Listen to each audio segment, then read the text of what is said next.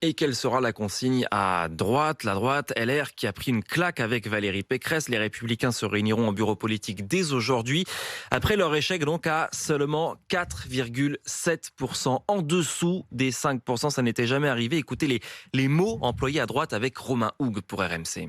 Une catastrophe et même un naufrage. Les termes ne manquent pas à droite pour qualifier la désillusion chez les Républicains. La porte-parole de Valérie Pécresse, Florence Portelli, reconnaît elle-même l'ampleur de la débâcle. Je ne vais pas vous dire qu'aujourd'hui, ce n'est pas une grosse défaite, c'est une énorme défaite. Mais ce n'est pas pour autant qu'on n'existe pas, ce n'est pas pour autant que nos idées sont minoritaires.